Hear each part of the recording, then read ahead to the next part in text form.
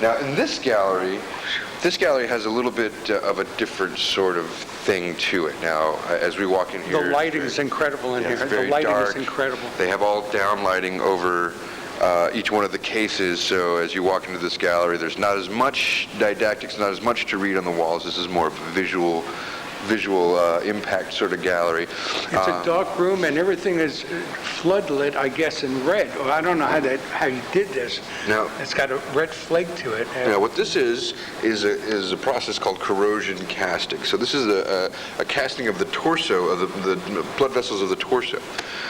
So what they've done is they've gone into the blood vessels. All right, they go into some of the major arteries. Maybe they'll go into the aorta, or maybe the carotid artery, or something like that.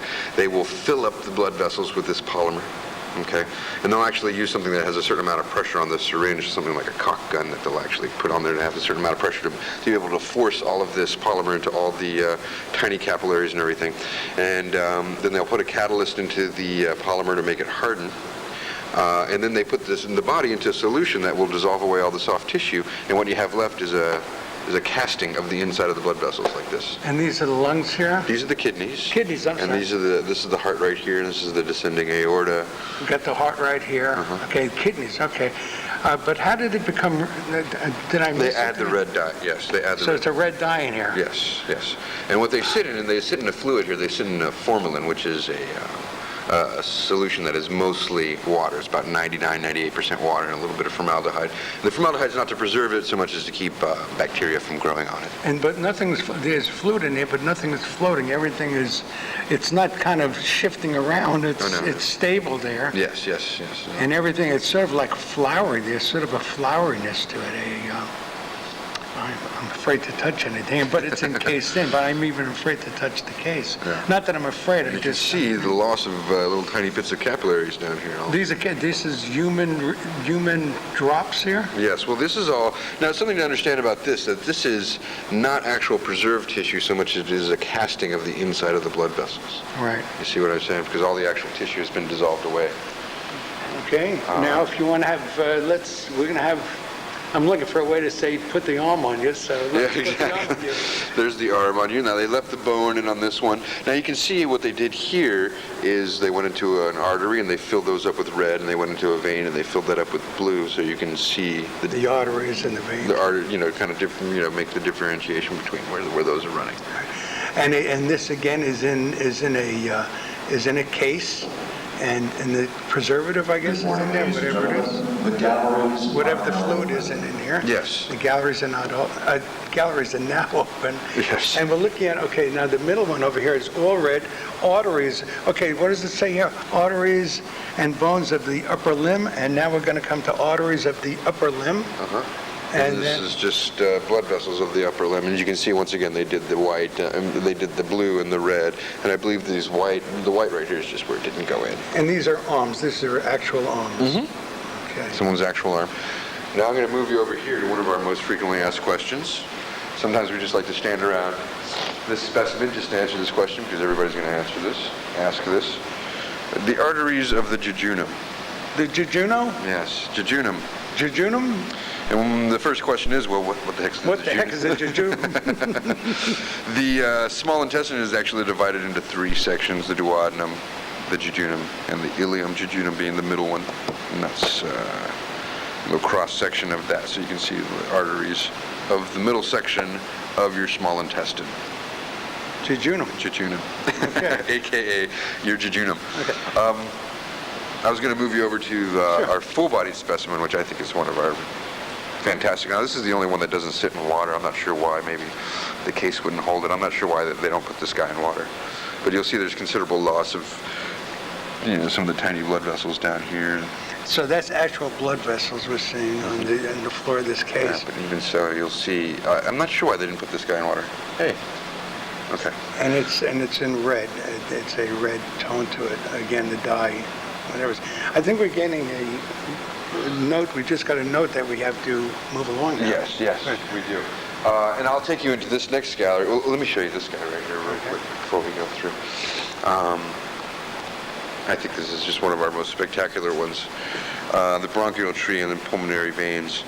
And I just think it's a beautiful, beautiful thing. I mean, it looks so much like a piece of coral, you know. It's like coral in there. all of and our it's the bronchial red tubes. and white. Yeah. These are the bronchial tubes. Uh-huh. And a few blood vessels also. Right. Yeah.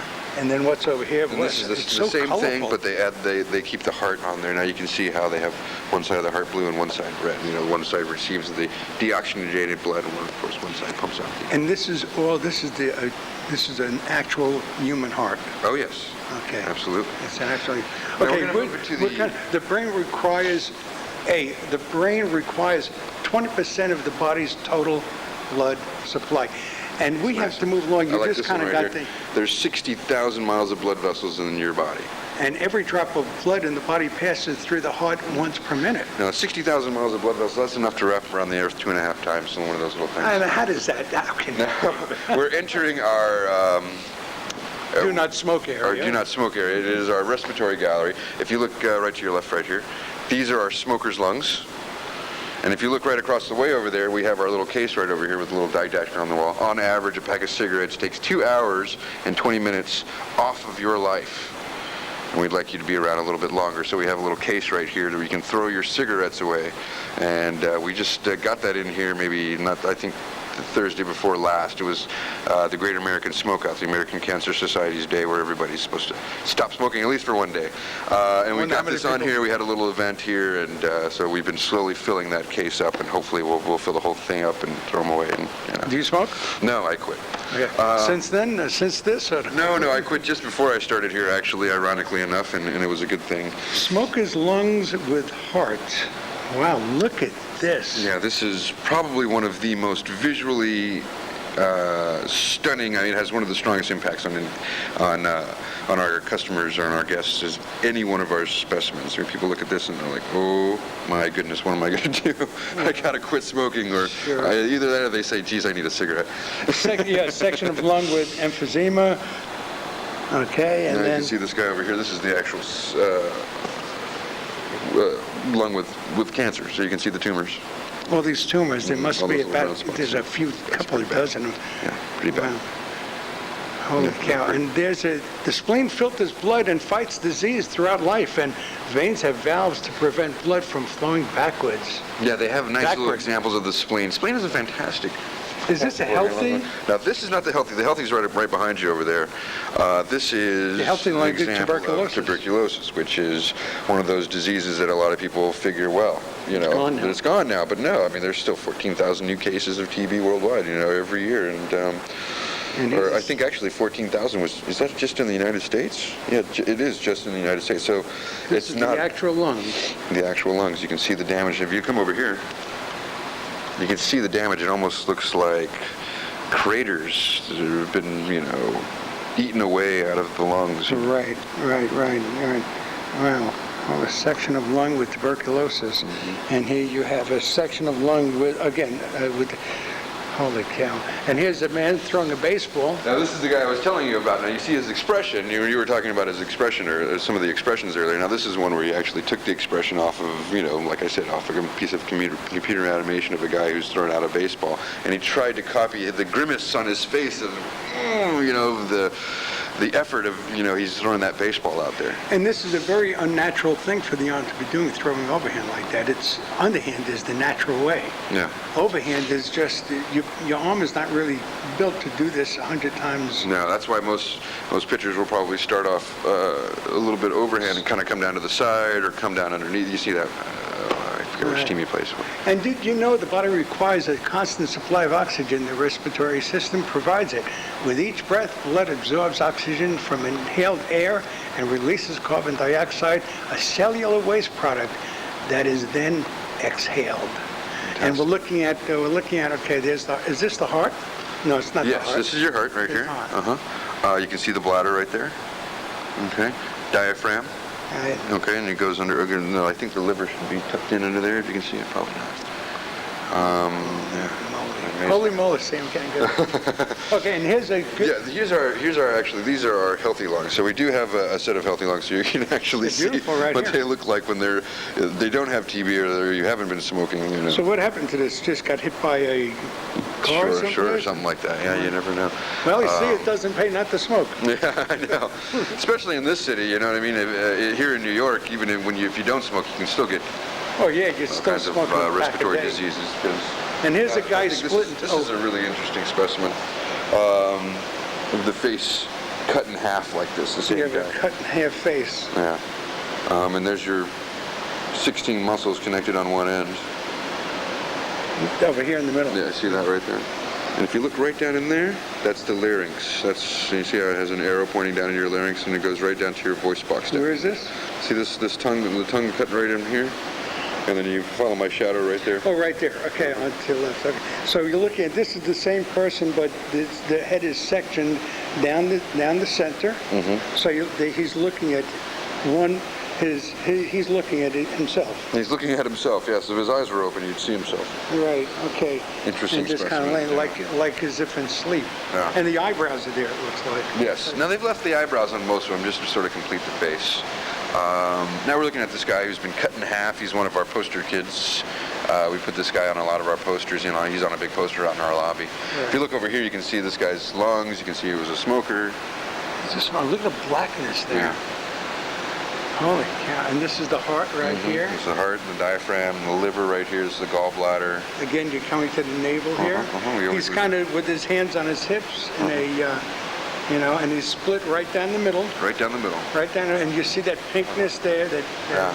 You can see the throat split in half right here. You see that? Right. And you can see the spinal cord coming down right here. How did they cut this person? Now, a lot of these guys are cut with, of course, meticulously with little knives, with scalpels and things like that. Some of them are cut with lasers. Little brain. Oh, they found the brain there. Yeah. And a smoker. Yeah. And he's the tallest one I've seen so far. Yeah. Now, this is really amazing. I think this is one of our most amazing This is all one person. dissection. All one person. You can see the center viscera is all on this one pole, and he's been split into three pieces. The center viscera, his front half, and his back half. So on the left, we're looking at the back. We're looking at the spinal column. Uh-huh. We're looking at the femur. Uh-huh. femur. Largest bone in the body. And the back of his head, and you see the brain. Mm-hmm. And then in the middle, it's kind of like, it's almost not flat, but kind of flat. And it's almost like how do you describe it? It's a flatness, like the person's been flattened out, the mid part. And then you're looking at his front. I hope I'm describing this properly. And was he a smoker? He was a smoker, as you can see, yes. He was a smoker. So most of these people that you have are smokers. Yes. And then you're looking at the front half. It's almost like a mask kind of thing, the face. Almost like a mask. In fact, it is quite like a mask. I've never really looked at it. Of course, I wouldn't want to wear that mask. No. Okay, so... Not a mask you want to wear. This is an example of the entire digestive system. I think we should check this out real quick. This is, I think, a fantastic dissection. It starts all the way from the digestion, from the tongue. And of course, it comes all the way down. And this is the very complex one. Like, you see all the organs here. And if you step over here real quick. Okay, moving along to digest. Ingest, chew 10 to 30 times, swallow 4 to 8 seconds, churn 2 to 4 hours, absorb 3 to 5 hours, compact 10 hours, several days, eliminate. Eliminate. That's the digestion. Yes, that is the And process of then- digestion. Nature's best disassembly line. One of the world's most effective disassembly lines. The digestive system breaks down food we eat, converting it to energy for ourselves. Okay. Now, once again, the same thing. Starts at the top with the tongue, and with the food, and goes into the mouth, all the way down into the stomach right here. You see the stomach, liver. Now, something interesting. It goes into the stomach, all right, and then it goes into the small intestine, all right, and then blood from the small intestine is absorbed back into the liver, and the liver converts those sugars into usable energy for our cells. Okay. So that's why the liver's in there, because it actually is part of that digestion. And then you see the small intestine, see where it connects to the large intestine down here in the bottom? And then large intestine comes back around over this way, and then it eliminates. And we're looking at the penis right there. No, that's the poop chute. The poop chute, okay. Yeah, Got it. that's Oh, the yeah, rectum. of course, the rectum. Yeah. Okay. All right. Thank you, Dr. Ruth, for telling us what that was all about. And I think ironically enough, actually, Dr. Ruth was in here just last weekend. I had her on my program about 10 years ago. Did you really? Yeah, she was in here just last weekend. Really, really nice lady. She's so wonderful. Hi, Dr. Ruth. She was wonderful. Great interview. Yeah. So what you're looking at here is an example of an overweight person. She's one of our only people, one of the first women you'll see, actually. You'll see another one in the next gallery, another one in the next gallery, but up to this point you see only men. But this is an example of somebody who has an awful lot of fat tissue on them. You can see where they store it here in their arms and here, like in the buttocks, hips area. Okay. And this is and she's cut in 4. Yeah, she's cut into 4 pieces, and her skin is left on. She's one of the only specimens who still has her skin. What happened to the feet? As you can see, the feet have been cut into sections like that, so they look a little bit odd like that. So yeah, there's a little part of the foot here. The front part has got 3 toes, and then you go back to the 4 toes, and then you get back there. Yeah. It's only the 3rd part there that has the last pinky toe over there. Right. And so this is her. So this is her skin here. You're looking at her breast, and holy moly, look at this. Where's her face? Yeah, they didn't actually put that section on. They cut the face off. It's not there. Any particular reason? Just for? Not that I know of. Just for whatever the word is I'm looking for. Okay, so this woman was of hefty proportions. Yes, and they just try to show a little example. Now, obesity of the I like this didactic that's on the wall over here. Obesity of the upper body, which is much more common in men, is a greater health risk than obesity of the lower body, which is much more common in women. So women will carry their weight a little bit lower, while men will carry their weight on their gut. Right. Okay, and women will carry it generally a little bit lower on their hips and butt. Let me show you this real quick before we move to that gallery. Okay, moving along, you're listening to Visions, a series of visits to almost everywhere. I'm your host and fellow traveler, Herb Moss. We're at Bodies.The exhibition, and our host is... Richard Hinojosa. Now, like I was telling you, we have a few, exhibits here that kind of exemplify lifestyle choices. Smoking. This is one about drinking. And poor diet also, of course. Now what you're looking at here is a cirrhotic liver, a liver with cirrhosis, somebody who is a very heavy drinker. You can see this is in some of these are in more advanced stage than others, and this is in a very, very advanced stage, and this one's not as much, but it's in a little bit earlier stage. Okay. And it's the bumping. What am I looking for? What you're looking at is the scar, because cirrhosis is actually scarring your liver, scar tissue. So what you're looking at is actual scar tissue on the liver. And this is a healthy liver here. This is a healthy liver, and this is a fatty liver. Now, I can't even imagine having a liver this big in your body. I mean, this is a gigantic liver. And obviously, it's just to build up of fat cells in the liver. And this can be due to many things, really, not just poor diet. It can be due to and what is this alcohol, back here in the fluid, in the case? The case within a case. Oh, those are the portal system. Yeah, the portal system. So these are the vessels in your liver. The vessels. Yes. Okay, let's just take a really quick break. I know that the gallery's open now, so we have to move along. Let me just check sound, and we'll be right back on. It sounds great. Richard, you're sounding great. You haven't heard this yet, but it sounds really great. I'm using a new piece of equipment, Sony Vio something really, I can't make it out. Clear voice. It looks good. Nice little item. This is our reproductive gallery. Okay, we've left our digestive gallery. Now we're in our reproductive gallery, and we're looking at an example, like we haven't seen these all throughout, but an example of the male body. Well, what's interesting about this guy, with this particular thing, once again, as I was saying before, everybody is unique, and everybody's going to have something unique about them. This guy has an enlarged heart. You see? His heart is very, very big. He's also a smoker, you can see. Look at the black, and what happened with the ear over here? He's kind of like split down on the looks like left he has side. kind of a skull mohawk kind of thing. Skull mohawk. He has this piece of skull going back over the middle. His brain has been removed. There's a piece of muscle that's still hanging off, but it's sort of flapping down to one side. Why is it hanging? It's for effect? Just for effect, just so you can kind of see, a little bit past that. Okay. See what's in there. And then the enlarged heart and the, wow. You can see the lung right here, and the liver. but mostly the enlarged heart is, I think, one of the interesting things about this specimen. And folks, although closely associated, the reproductive and urinary systems serve different purposes. The reproductive system's purpose is to ensure the continuation of the species. The urinary system's purpose is to collect metabolic waste products from the blood and remove them from the body. I didn't just make that up. Right. It's a didactic? Didactic. Didactic, okay. You're one of our didactics. Let's move on to, well, you know, these are some of, because like I said, we have 22 full-bodied specimens, and we have a bunch of these partial-body specimens. This is another example of one of our partial-body specimens. This is the female reproductive system. Okay. And urinary? Yeah, well, you know, that's going to be all part of it. Okay. But of course, this gallery, of course, is trying to highlight the reproductive system. So what you're seeing here is, you know, the ovaries right here. All right. Is it the ovum or ovaries? This is the ovaries, yeah, on either side. You see the uterus right here. You see the oviduct that goes to the ovaries right here. And this is actual size. Yeah, and the actual shrunk down. Well, yeah, absolutely, actual size. You see the external genitalia here, the vagina, with the skin still left on. Okay, I see that. And you can see another example over here. Same thing, but this has little portions of the legs and the leg muscles still kind of connected on.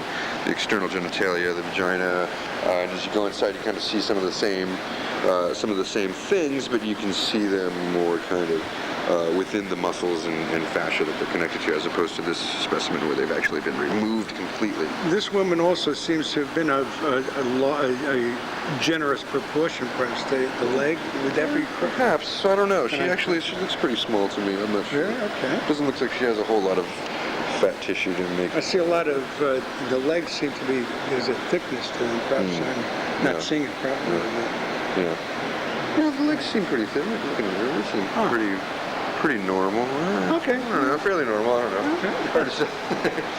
This is actually pretty cool, the cross section, so you actually see inside the uterus, and you see inside the cervix right there. See that?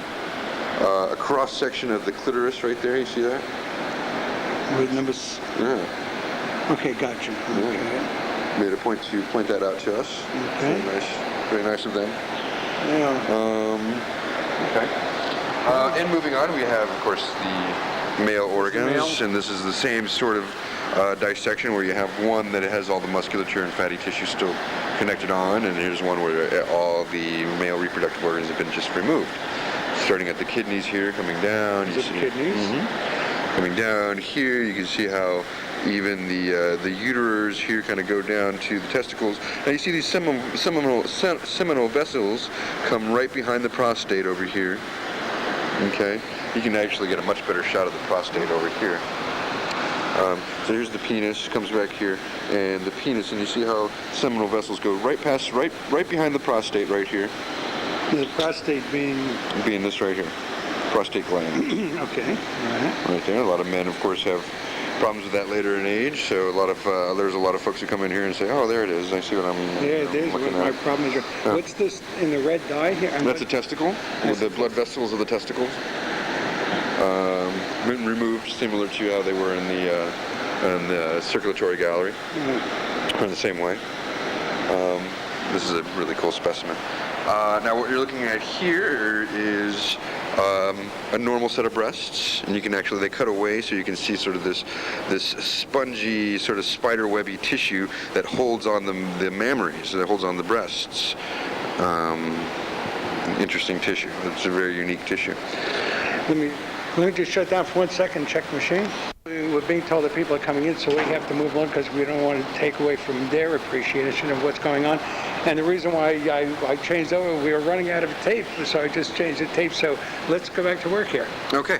Well, I need to go and lead in a school group, so I'll have to leave you now. But let me lead you into, or you can actually hang out in this. And this is a healthy breast. Healthy breast. and a breast with breast cancer, actually very advanced breast cancer. So, Very most of the deteriorated. pathologies we show in here are going to be, the diseases we show are going to have Right. pretty advanced state, just to kind of have the shock value, or at least, Okay, I'm going to let you go. We're looking at a female right now. We're looking at the intestines. And there she is, right here. Let me go deal with this group, and I'll be right back. Feel free to hang out here in the galleries and kind of describe what you're seeing here. But You got it. Okay, so you'll be back then. Yes. Okay, don't leave it alone here. Okay, so Rich is going out now. There's a school group here. He's going to be guiding through. We're looking at. I'm going to assume one person cut down the middle, and high-fiving each other. And it's one person, I'm assuming. Surface anatomy and palpitation. This specimen helps us understand the relationship between the surface of the body and the bones and organs beneath it. And I don't. Let's read some of this. Some of these little notes here. Here's a didactic. While every other cell in the body has 46 chromosomes, the female sex cell, the egg, and the male sex cell, the sperm have only 23. Only when the egg and sperm combine is a new cell created that is capable of developing into a human. We're looking at on the wall here, reflected light onto the wall.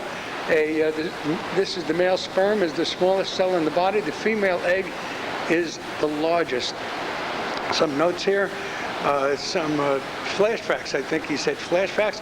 A woman is born with all the eggs she will ever have, and a man continues to produce sperm throughout his life. The kidneys filter more than 1 liter of blood per minute, or the contents of a large soda bottle every 2 minutes. So kind of here by ourselves right now, air conditioned, I guess you can hear that. I suppose that's what it is. We're passing this woman again of short stature. She doesn't look more than 5 foot, perhaps a little bit shorter. Please pause a moment and consider if you wish to enter this gallery. It displays the stages of embryonic and fetal development, as well as some birth defects that occurred during this time. All fetal and embryonic specimens in this gallery perished in utero from complications during pregnancy. If you choose to bypass this gallery, you may proceed to the next gallery by using the door at the left. So let's kind of walk in here. It's much darker in here. The case lit up. We're looking at, we're coming along here. All these specimens are in fluid. Fetal bone development, 15 weeks. There's a fetal bone. We're looking at 15 weeks. Okay, and then fetal bone development, 13 weeks. It's starting to been taking human form here. And we'll hope to get, again, Richard back. Pregnancy at 24 weeks, we're looking at a woman pregnant 24 weeks, a cross-section on one of her breasts, and you're looking at, you can actually see the baby, and again, this is all real. You're seeing the baby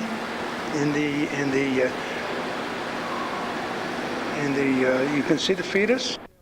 The uterus of this female torso has been opened to expose 24-week-old fetus within. I don't know what happened here, but moving along. These are very small tubes. That one was large. Fetal bone development at 12 weeks. And then you have a fetal, and I can't make that, it's kind of dark.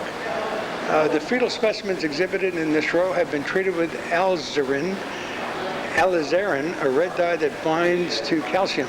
This treatment helps measure the stages of skeletal development. The fetal skeleton begins as cartilage and fibrous tissue, which are then replaced by bone. Looking closely, you can see dark lines indicating areas where bone has developed. The majority of these specimens' internal organs were first removed to better display the stages of bone growth. You're looking here, there are some people joining us here now, so I'll try to keep it low. Here's fetus at 32 weeks. This is an actual fetus at 32 weeks. Then fetus at 24 weeks. A fetus at 14 weeks, very tiny, arms up to the throat, hands clutching the throat, of course in the fetal position. Fetus at 9 weeks, very tiny indeed. And placenta of twins, you're looking at the placenta of twins here. And placenta, the fetal side, placenta, you see the veins, arteries. And moving along, we're towards the front where we came in now. A bifid spine, bifida, perhaps bifid spine, spinal bifida. So this, apparently this is, spinal bifida develops during the first month of pregnancy. It is a congenital defect in which the embryo's spinal column does not fuse properly, leaving the spinal cord and its productive membranes vulnerable. In some cases, the spinal cord and nerves are exposed at birth.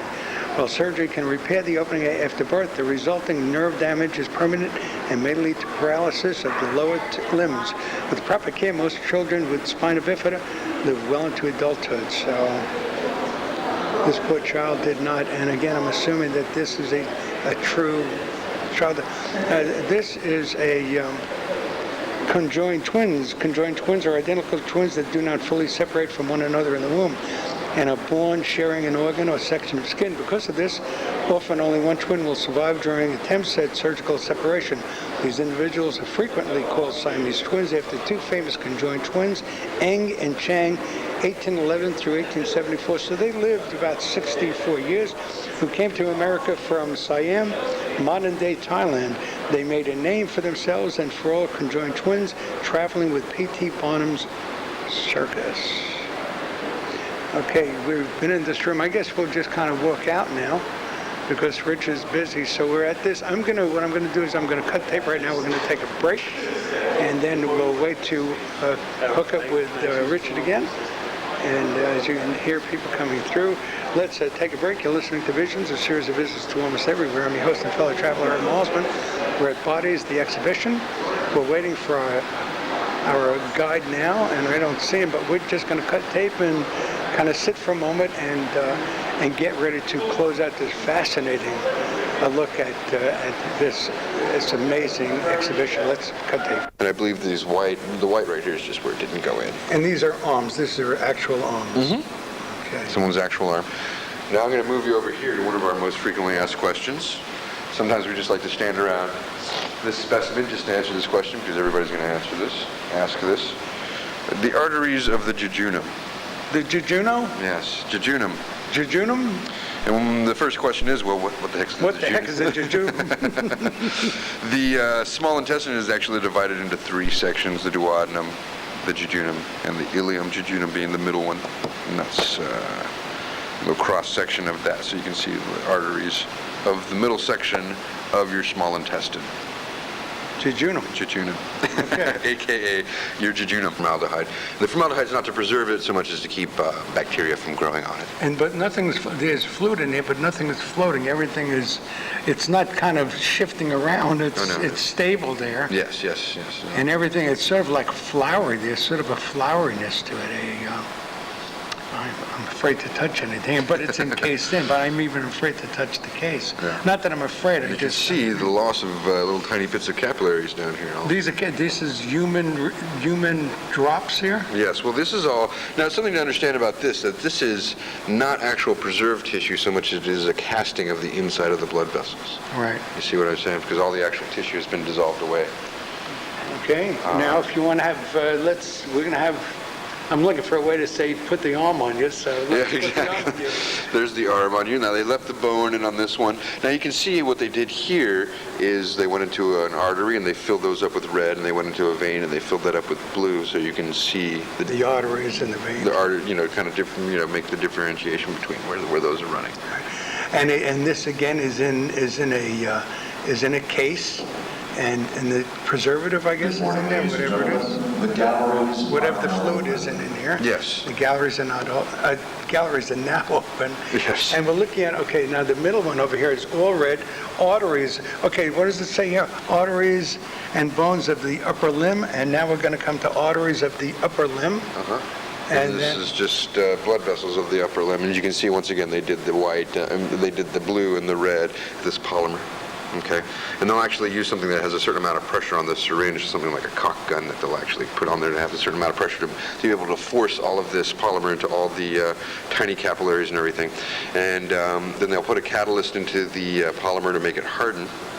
And then they put this in the body into a solution that will dissolve away all the soft tissue, and what you have left is a casting of the inside of the blood vessels like this. And these are the lungs here? These are the kidneys. Kidneys, I'm and sorry. this is the heart right here, and this is the descending aorta. We've got the heart right here. Okay, kidneys, okay. But how did it become, did I miss They it? add the red dye, yes. They add the So red it's a red dye in here? Yes, yes. And what they sit in, and they sit in a fluid here, they sit in a formalin, which is a solution that is mostly water. It's about 98% water and a little bit of ferment. Now, in this gallery has a little bit of a different sort of thing to it. Now, as we walk in here... The lighting is incredible in yeah, here. it's very The lighting dark. is incredible. They have all down lighting over each one of the cases, so as you walk into this gallery, there's not as much didactics, not as much to read on the walls. This is more of a visual impact sort of gallery. It's a dark room, and everything is floodlit, I guess, in red. Well, I don't know how you did this. Now, It's got a red flake to it. now what this is a process called corrosion casting. So this is a casting of the torso, of the blood vessels of the torso. So what they've done is they've gone into the blood vessels. All right, they go into some of the major arteries. Maybe they'll go into the aorta or maybe the carotid artery or something like that. They will fill up the blood vessels with